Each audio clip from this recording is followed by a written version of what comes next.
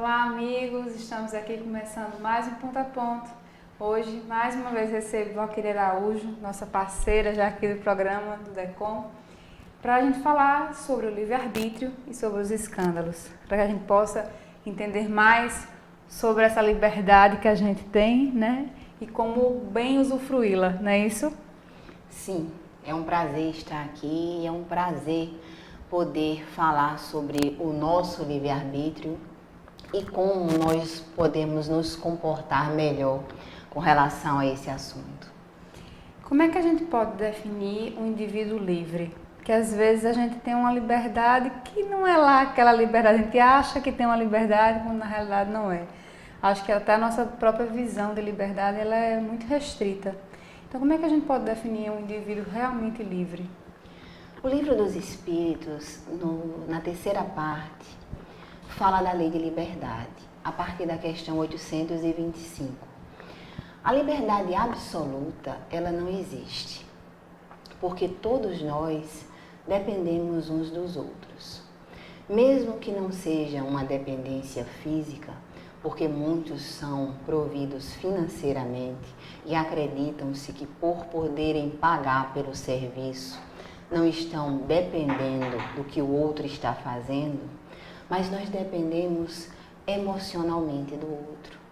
Quantas pessoas que mesmo sendo aquinhoadas, elas se sentem solitárias, aproximam-se do outro e desabafam suas vidas, sentem-se acolhidas pelas pessoas mais simples do seu convívio. Então, a liberdade absoluta, mesmo como você bem a princípio introduziu a questão, nós não a possuímos. Mas nós temos uma liberdade que essa pode-se dizer a mais ampla de todas, que é a liberdade de pensar. Ela está melhor explicada na questão 833 do próprio Livro dos Espíritos, que algumas pessoas podem até tentar impedi-la, mas não conseguem controlá-la como um todo. Porque por mais que eu tente, eu não consigo saber o que você está pensando. Por mais intimidade que eu possua com você, por mais convívio que eu possua com você, eu jamais saberei em plenitude aquilo que você pensa. Mesmo falando da questão das entidades, da questão da própria espiritualidade em nossas vidas. Só aporta em nosso pensamento aqueles que nós permitimos. Só convive conosco mentalmente aqueles que nós damos permissão. Então, a liberdade total não existe, mas o nosso pensamento é livre para aportar onde nós desejamos. Essa sua introdução na questão me fez lembrar uma frase do Barão de Montesquieu, que ele diz que liberdade é fazer tudo aquilo que as leis permitem. Sim. Então, eu acho que o livre-arbítrio é isso, né? Ele nos dá a liberdade de fazer aquilo que as leis de Deus nos permitem, né? Porque nós não estamos livres de responder quando nós infringimos as leis, né? Então, a nossa liberdade ela é baseada por isso. E o Livro dos Espíritos, mais uma vez o retomando, fala também da liberdade de consciência. E ela está muito vinculada à nossa liberdade de pensar, mas ela também está mergulhada na própria lei divina. Porque por mais que nós tenhamos liberdade de pensar, essa liberdade de pensar, ela esbarra naquilo que nós conhecemos, ou que nós já absorvemos da lei divina que está esculpida na nossa consciência. A gente sempre se questiona, né? Por que, por mais que a gente já conheça os ensinamentos, o próprio Jesus veio, trouxe seus ensinamentos. Sim. Então a gente já passou por várias existências, já teve contato, a gente já vem amadurecendo e aprendendo, mas a gente continua nessa divisão. Ora escolhendo pelo bem, ora escolhendo pelo caminho do mal. Sim. Do mal entre aspas, né? Mas não necessariamente do mal, porque isso eu acho às vezes uma palavra muito forte. Do bem. Né? Mas do equívoco mesmo. Sim. Por que ainda continuamos nessa divisão? Porque nós temos a liberdade de escolha, Giane. Se nós não tivéssemos essa liberdade de escolhas, nós seríamos profundas marionetes na mão de um ser que nos conduziria e sim, ele é que teria a vontade sobre as nossas vidas. Mas como nós possuímos esse livre-arbítrio determinado, qual um preso dentro de uma cela que pode se movimentar, mas não pode sair de dentro dela, nós também o possuímos e podemos fazer escolhas, fazendo uma outra comparação, iguais a crianças, que a mãe lhe dá o direito, a partir de uma determinada idade, de escolher entre roupas para sair para uma determinada festinha ou para um determinado divertimento, mas que ela não tem a total liberdade de dentro do guarda-roupa dela de escolher a roupa que quer. Assim somos nós. Quando avançamos mais espiritualmente, assistidos pelo nosso anjo da guarda, também temos a nossa liberdade de escolha com relação às escolhas das provas da encarnação. O Livro dos Espíritos também nos traz questões abordando esse assunto. Nós escolhemos os gêneros de provas, mas não escolhemos o detalhamento dela. Assim também é, mais uma vez fazendo a analogia com relação às roupas, nós escolhemos mais ou menos o tipo de roupa que nós queremos, mas não ainda conseguimos chegar no detalhamento, porque ainda não temos a capacidade de fazer isso. Ou com relação à encarnação, nós não podemos escolher tantos detalhes porque, no nosso caso, a minha vida interfere na sua e a sua interfere na minha. Nessa nossa conversa que estamos tendo aqui, as minhas respostas vão ser de acordo com as suas perguntas. Temos uma pauta pré-estabelecida, mas essa pauta é dinâmica. De acordo com aquilo que eu for respondendo, outras perguntas surgirão e a nossa pauta pode ser direcionada para um outro caminho. É o seu livre-arbítrio interferindo no meu e vice-versa. E a gente nem percebe, isso é tão Sim. natural que a gente nem percebe o quanto isso acontece a cada segundo na nossa vida, né? E estamos delimitadas por um assunto pré-estabelecido. Assim também é a nossa encarnação. Esse exemplo da conversa mesmo que você colocou, às vezes a gente começa conversando uma coisa, daqui a pouco está conversando outra que não tem nada a ver com a relação, mas se a gente for pegar esse pequeno exemplo e aplicar a vida, às vezes a gente vai com um objetivo, começa a caminhada e na trajetória as circunstâncias vão nos levando a outras opções, a outros caminhos, né? Queria que você me ajudasse a entender Emmanuel, quando ele diz assim: cada criatura reencarnada permanece nas derivantes de tudo que fez consigo e com o próximo. Tem um dito popular que fala que o criminoso sempre volta ao local do crime. E é uma verdade. Por uma questão de afinidade fluídica, Jane, e por justiça divina.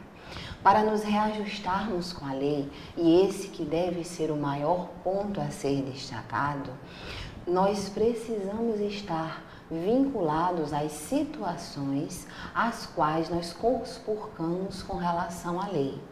Ora, nós estamos vinculados também com as pessoas, ora nós estamos vinculados somente com as situações. Porque, mais uma vez trazendo para as questões práticas da vida, em outras encarnações já estivemos juntas. Não estou fazendo nenhuma adivinhação com relação a isso, mas, por exemplo, já estivemos juntas. E por alguma razão eu te magoei profundamente, eu te fiz um mal muito grave. Nessa reencarnação nos reencontramos. Só que, por elevação moral, você se desvinculou do fato.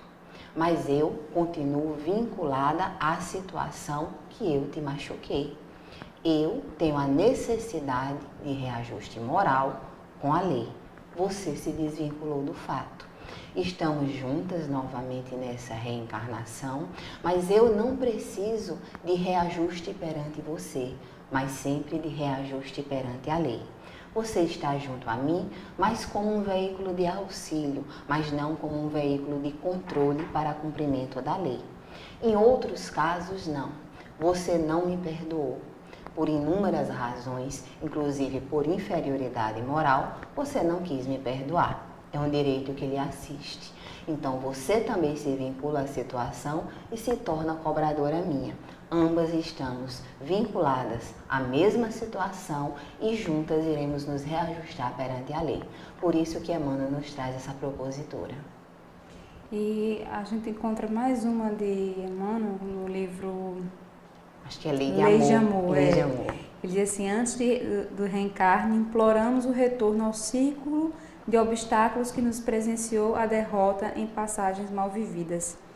Aí a pergunta é, voltar para aquela situação, para aquele momento, como você falou, essa vinculação que às vezes quando a gente está aqui encarnada, a gente diz assim, meu Deus, por que eu estou passando por isso? Mas a gente não sabe, porque às vezes foi a gente que pediu para estar naquela situação, naquela circunstância, para ter a oportunidade de fazer diferente. Mas será que, de uma certa forma, não seria uma sabotagem da nossa oportunidade? Porque da mesma forma que uma vez eu sucumbi ao erro, fiz a escolha errada, estando naquela situação, estando novamente, será que eu não cairia em erro e aumentaria a minha dívida perante as leis? Se tivéssemos essa certeza, melhor dizendo, se a providência divina tivesse essa certeza, não nos permitiria retornar ao círculo que nós erramos e que iríamos errar novamente. Seria até uma crueldade da parte da lei nos permitir voltar a essa situação. O que ocorre é a probabilidade de errarmos, como também há a probabilidade de acertarmos, porque em tudo existe o livre-arbítrio e em tudo, mais que tudo, existe a providência divina. Da mesma maneira que nós acreditamos, e que assim o acontece, que fatores externos às vezes conspiram para que determinados fatos aconteçam e que esses reajustes que se fazem necessários, e aí estamos falando das expiações, aconteçam para que nós passemos por essas situações, provas e reajustes, também ocorrem situações em que mãos amigas, invisíveis ou muito visíveis, também nos ajudem a superar. Porque seria muito injusto passarmos por essas situações limites em nossas encarnações, que são essas de esgotamento moral e emocional, sem termos criaturas amoráveis que nos sustentem a caminhada. E todas essas criaturas, se olharmos o exemplo de Divaldo, que teve e tem uma encarnação limítrofe com relação, agora não mais com relação à obsessão, mas com relação a outras situações, questões físicas, como teve infarto e outras tantas. Ele teve o Nilson ao lado dele, um verdadeiro anjo da guarda, que ele mesmo relata em todas as palestras deles e que sempre pode exaltar a presença. E outros abnegados que tratam como essas situações como sendo provas, como aprendizados, mas que em alguns casos também deixam bem destacadas as expiações que estavam vivendo. Porque quando nós vivemos situações das quais nós usamos da nossa inteligência, nós usamos de todos os recursos e nós não conseguimos nos afugentar da vivência delas, é porque são necessárias ao nosso aprendizado, são necessárias a ultrapassarmos essa fase e passarmos para um entendimento da lei, um entendimento de nós mesmos e nos reajustarmos com a lei. Por isso que a divindade nos coloca nessa situação, porque é necessário vivermos aquilo que fizermos os outros viverem, mas ao mesmo tempo não estamos deserdados do Pai, não estamos sozinhos. O sofrimento, ele realmente é necessário para a nossa evolução? O aprendizado é obrigatório para a nossa evolução. Agora, o sofrimento é a rebeldia diante dele. É a forma como a gente escolhe para aprender, né? Porque nós somos crianças adultas, Giane. Nós ficamos revoltados diante daquilo que nos desagrada. Quando somos menores e os nossos pais nos colocam uma corrigenda ou nos dão até um remédio amargo que nós não queremos, nós choramos, nós esperneamos, nós nos escondemos, mas no final nós tomamos o remédio É assim com relação à encarnação. Quando nós não queremos passar por determinados fatos educativos para nosso aprendizado evolutivo, nós resmungamos, nós choramos, nós esperneamos. Se nós observarmos, é assim que nós agimos. Só que nosso esperneio é diferente de uma criança. Às vezes, nosso esperneio é agressivo, diferente do que uma criança faz. Mas no final, nós passamos.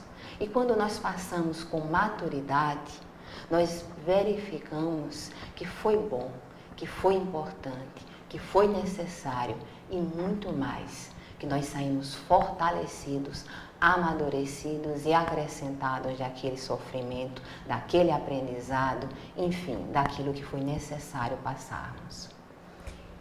Agora eu lhe pergunto, me veio a curiosidade, como a gente tem um livre-arbítrio e a gente passa por essas várias vidas e essas situações, muitas vezes elas se repetem, né? Talvez em algumas circunstâncias a gente escolha a opção mais acertada, em outras não. Sim. Mas por que será que em algumas vezes a gente está sempre se repetindo, né, nas situações? Será que é essa vinculação que, por mais que a gente, digamos, fez uma escolha errada, na seguinte conseguiu fazer a escolha certa, mas novamente nos colocamos na situação, será que seria talvez a necessidade do nosso espírito realmente provar que está seguro da sua escolha? Porque nós somos cabeças duras. Nós insistimos muitas vezes em não aprendermos a lição. Quando nós repetimos demasiadamente uma mesma lição, é porque nós passamos, mas não aprendemos. Nós nos revoltamos, nós fingimos até que aprendemos para nós mesmos. Porque o nosso grau de consciência é como a ponta de um iceberg. Mas o nosso inconsciente perante o aprendizado é tudo o que está embaixo do iceberg, Jane. Então, normalmente, até mesmo nós espíritas, que o nosso público que assiste ao programa é um público espírita e não espírita. Então, às vezes, as pessoas acreditam que nós espíritas, nós temos uma tranquilidade perante a vida que não temos. Então, muitas vezes, nós passamos pelo sofrimento, mas não aprendemos, não absorvemos a lição.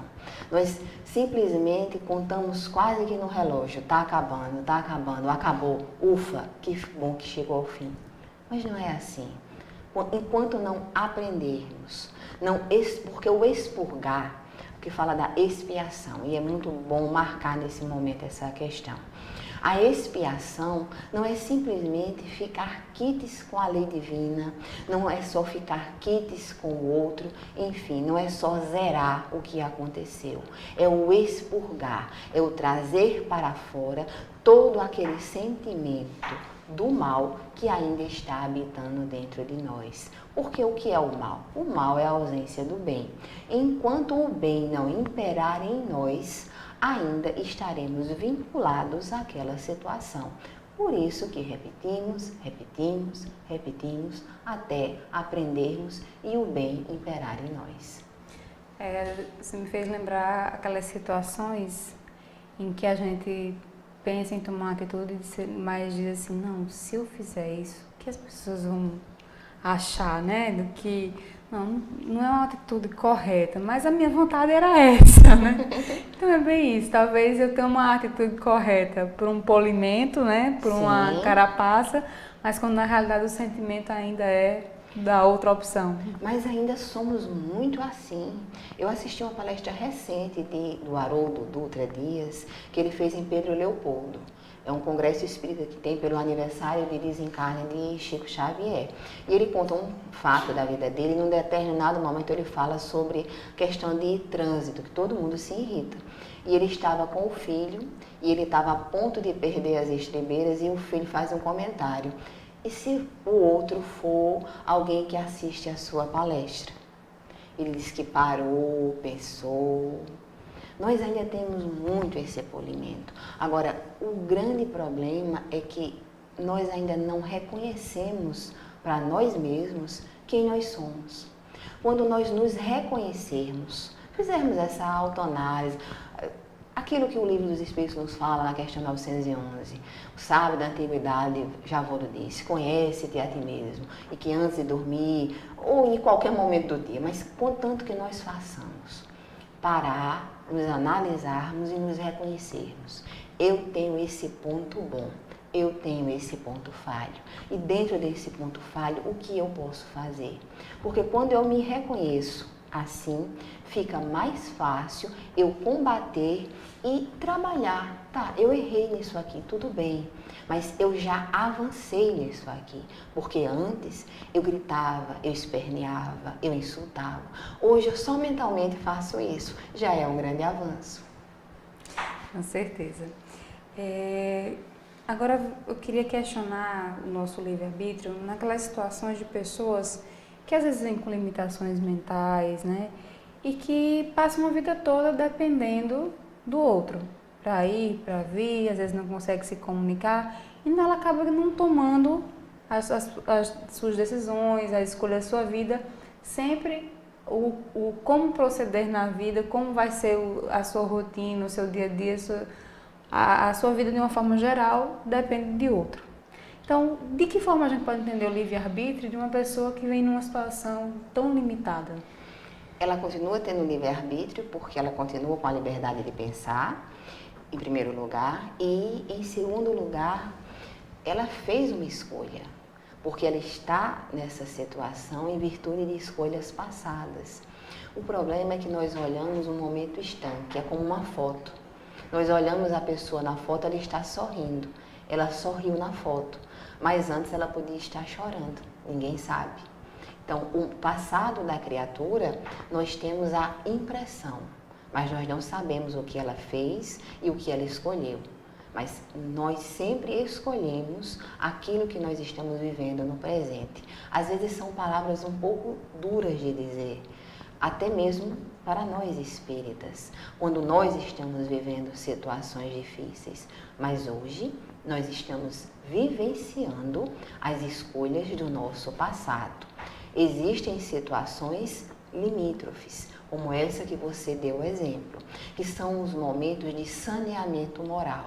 E que nesse momento de saneamento moral, nós precisamos aguardar, esperar e sermos cuidados pela divindade e aguardarmos também sermos cuidados por aqueles que estão em nosso derredor.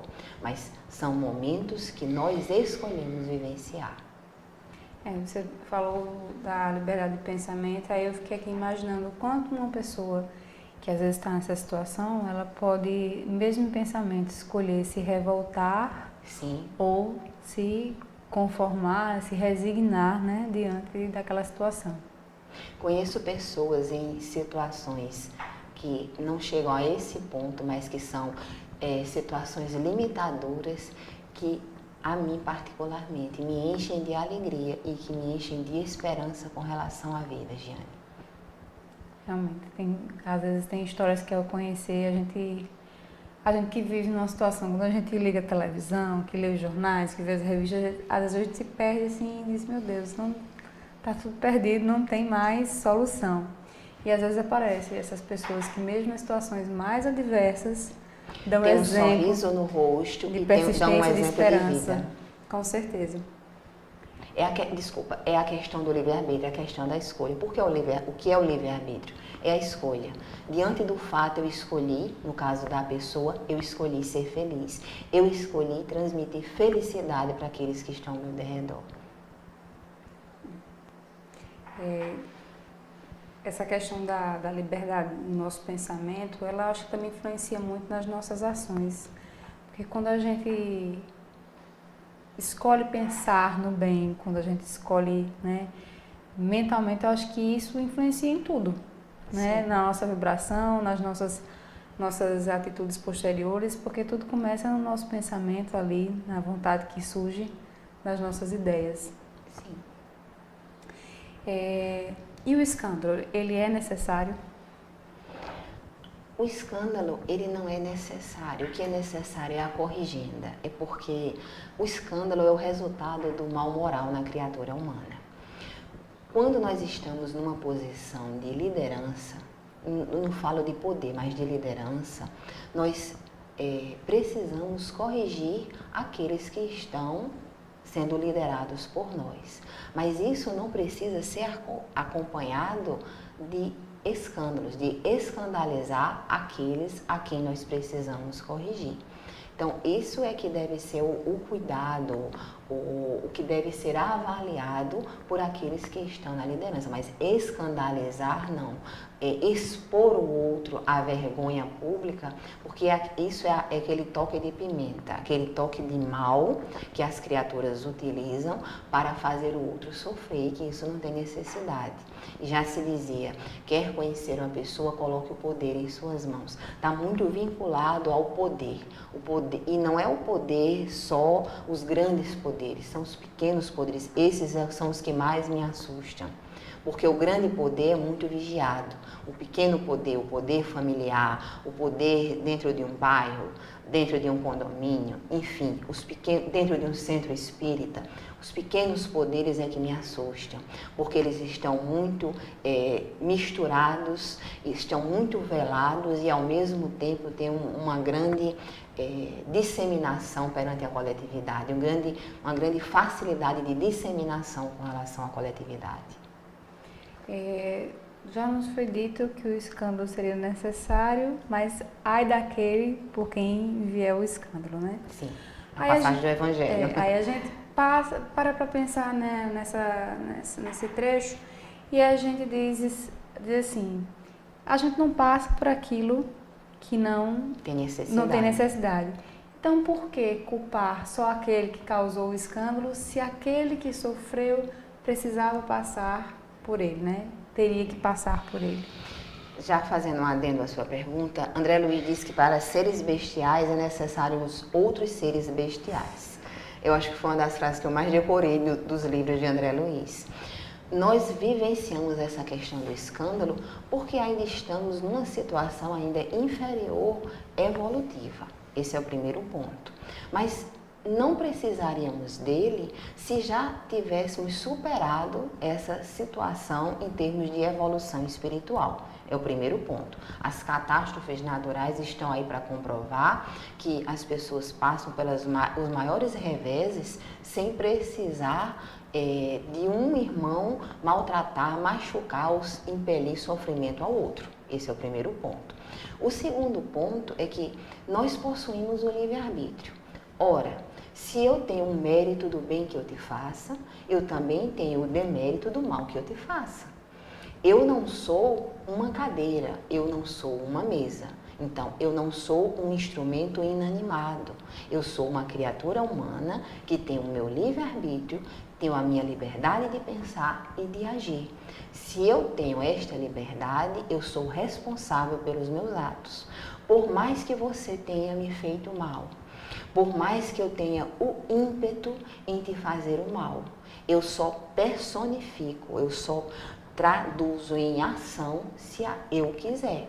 Eu posso até me debater dentro de mim mesma. Eu posso até adoecer por querer te fazer o mal e não fazer o mal.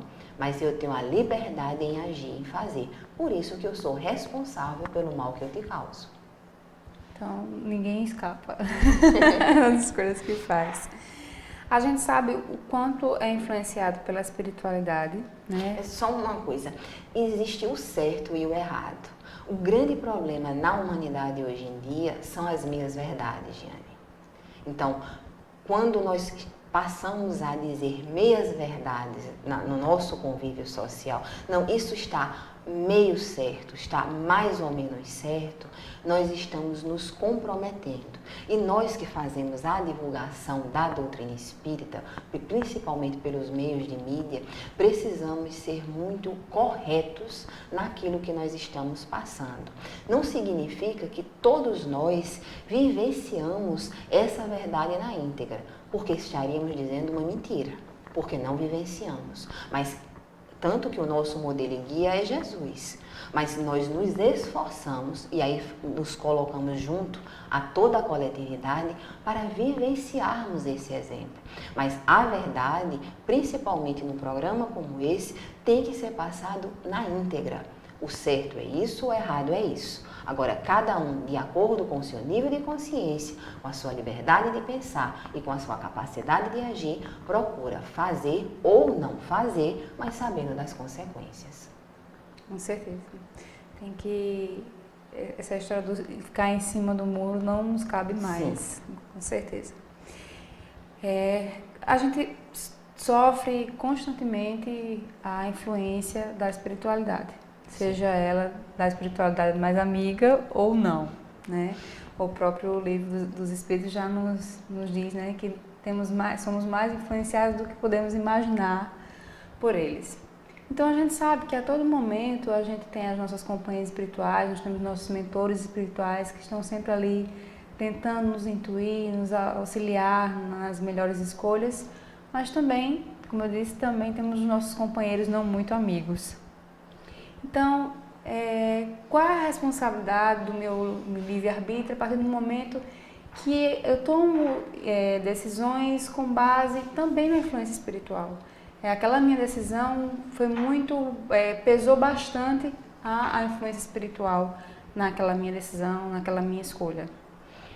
Olha, Giane, nós sofremos a influência o tempo inteiro, e não só de desencarnados, mas também de encarnados, como também sobre nós mesmos e sobre as várias personas que existem em nós. O livro Palavras de Vida Eterna, de Emmanuel, tem um capítulo intitulado Legião, um capítulo muito interessante, e que é claro que ele não usa essa questão da palavra persona, porque à época não se tinha. Mas ele fala sobre essas várias personalidades que nós trazemos, sobre as migrações reencarnatórias.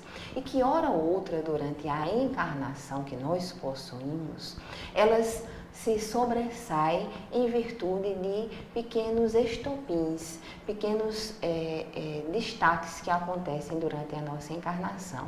O que nós estamos querendo dizer com isso?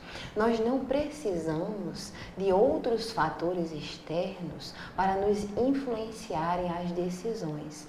Nós já temos variantes suficientes em nós para podermos decidir aquilo que nós queremos. E mesmo que outras pessoas nos sugiram, encarnados ou desencarnados, a palavra final é nossa. Nós temos as nossas tendências, nós temos os nossos desejos, nós temos as nossas vontades.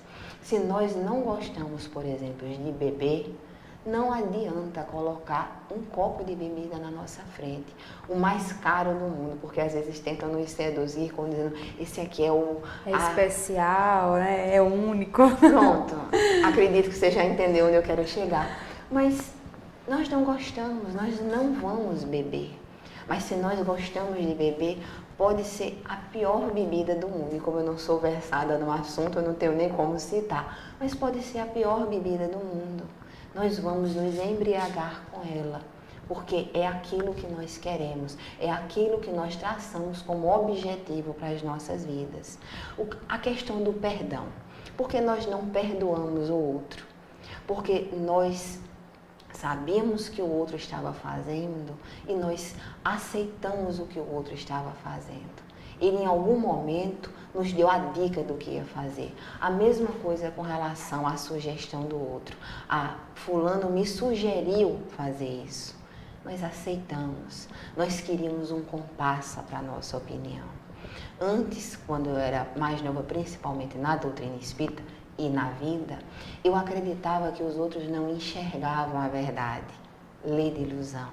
Hoje em dia, quando alguém vem me contar alguma coisa sobre a sua vida, normalmente eu escuto e só sorrio. E quando a pessoa termina, ela agradece e diz, foi muito bom conversar com você. Porque as pessoas querem um comparsa, palavra dura, mas verdadeira. Querem alguém que compactue com o seu pensamento. E muitas vezes o que ela está dizendo não está de acordo com a minha crença pessoal. Então eu silencio e só escuto. Assim é a vida, assim são as escolhas das pessoas. E como a gente pode entender a máxima: se o teu olho é motivo de escândalo, arranca-o e joga fora. Porque a verdadeira inteireza é a inteireza espiritual da criatura humana. O que importa o soldado perder no campo de batalha as armas, a farda, enfim, todo o mais, mas que ele saia inteiro espiritualmente. Quantas criaturas são verdadeiros sepulcros caiados por fora, mas cheios de podridões por dentro. São máximas que o Evangelho nos traz, máximas trazidas pelo Mestre Jesus e que se tornam cada vez mais atuais. O que adianta eu ser uma pessoa perfeita no exterior, ser uma pessoa que traga belas roupas ou traga palavras todas floridas, mas que eu seja uma criatura de uma moral que não seja ilibada, que não seja irretocável e que não esteja de acordo com a moral do Cristo. Eu preciso estar, e agora fazendo uma análise da pessoa Valquíria, eu tenho que estar de acordo com a doutrina que eu professo, seja ela espírita, seja ela evangélica, seja ela católica, não importa, mas eu tenho que vivenciar, e aí fazendo um apoio naquilo, tudo que nós conversamos até agora, eu tenho que estar de acordo com a minha liberdade de pensar, com o meu livre-arbítrio, mas com a minha consciência, de acordo com a consciência cósmica, de acordo com a consciência divina. O que adianta eu apregoar, como nós estamos nesse momento de conversa que aqui estamos fazendo, mas ao sair daqui eu colocar tudo a perder com uma atitude, com uma palavra, enfim, com algo que venha deixar não ser quem eu sou, que eu perca tudo, mas que eu não perca a integridade moral, que eu não perca tudo o que eu construí até o momento, quem eu sou e o que eu ainda posso ser. Valquíria, muito obrigada por mais essa participação. Tem que passar Já. rápido quando a gente está conversando aqui. E o livre-arbítrio é uma questão que sempre nos traz muita curiosidade, né? Porque a gente sempre, como eu falei inicialmente, a gente acha que somos livres, mas ainda nos prendemos aos nossos vícios, aos nossos velhos hábitos, ao velho homem, né? Estamos ali presos, não conseguimos nos libertar para vivenciar, às vezes, o que nós já acreditamos, o que nós já conhecemos de bom da vida. Então, é uma reflexão que vai perdurando, depois eu acho que cada um fica, né? Como é que eu estou fazendo as minhas escolhas, como é que eu estou fazendo o uso do meu livre-arbítrio. A liberdade ela é construída dia a dia e nós avançamos nesse livre-arbítrio à medida que nós vamos avançando no conhecimento da lei divina e vamos avançando no conhecimento de nós mesmos. Com certeza. É necessário que a gente conheça e reflita, né? Sim. Não só se conheça, mas pare, pense, reflita, reveja o seu dia, os seus pensamentos e suas ações, como já nos indicava Santo Agostinho, né? Sim. Fazer essa análise. Então, nós agradecemos a participação de todos vocês que estão nos acompanhando aqui e a gente se encontra para mais um Ponto a Ponto no próximo sábado, às 16 horas, horário local. Então, até lá!